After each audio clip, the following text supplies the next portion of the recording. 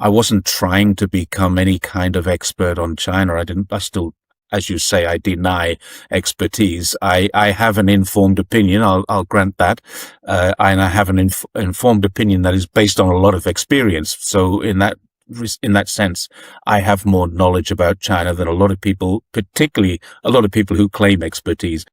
When you post stuff online and you see people, a lot of people actually online are very friendly. Like, oh, that's beautiful. Actually, a lot of that is there.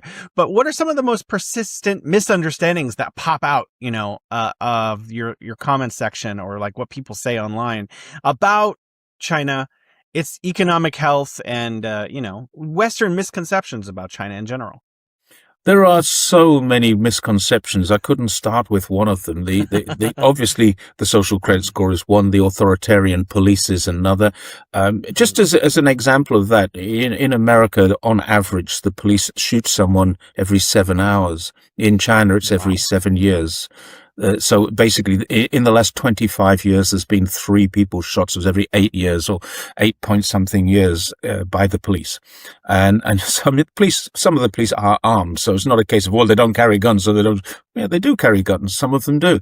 Not all of them, of course, but some of them do. And so you've got that misconception. The authoritarian police, it's very, very, very hard to be arrested in China. Not just because I'm a foreigner, because it's really hard to be arrested. You've got to do something really, really wrong. And it doesn't mean stealing stuff. If you steal something, if you hit someone, normally it's all dealt with through negotiations. The police will come along and say, well, you shouldn't have done that. You shouldn't have done that. What do you want from this? I've got a broken nose. I've got to go to the hospital. Okay. So what about you give him 5,000 RMB and he'll get his nose fixed? And they go, oh, yeah, all right, I'll do that. And then it's the end of the matter. That's how it is. There's no authoritarianism.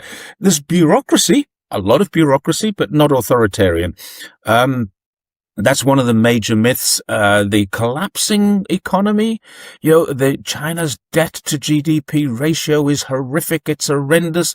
China's aging population is out of control. Well, it's no different to most of Europe, and it's a lot better than Japan's. China's birth rate and life expectancy, its infant mortality, these things are all better than most OECD countries. So, if you take a look at China, and instead of just saying, okay, well, they've got a problem, here's a train, is a high-speed train, and it's empty of passengers, and it's going from here to here. Well, yeah, it might be, but you try that train a day later and it'll be packed. You try it on a public holiday and you can't get tickets, and they're putting on extra trains, but they keep to their schedule, and there may be some trains that lose money, but the overall system, you can't say this is going to bring China down, because the overall system means that the whole country is benefiting, and that is helping the domestic economy. It's helping the regional economy. So where an area was impoverished and getting benefits from the East Coast, it's now providing benefits to the East Coast and getting paid for those benefits. So through the train system, instead of having 10,000 impoverished people in this small town in western Guangxi province, you've now got 10,000 taxpayers. So the overall economy is improving. Everybody is better off. And I did a bit of research the other day. It looks like inflation has gone up in comparison to wages. Inflation has gone up far less than wages. So we're actually getting more money to buy for less in China. And that's a fact that can't be denied. So you take a look at one little item in isolation and you say, oh, China's got a problem. But then you put that item into the bigger picture, as China does, and China has a challenge with its aging population. It has a challenge with its debt, but these are not life-threatening. They're not existential challenges. They're not going to cause any trouble. They're going to cause people to have to consider this and take appropriate action and plan for a slightly different future to what they would have done had the situation been different. And that's all they're doing. That's what their 5-year plans do.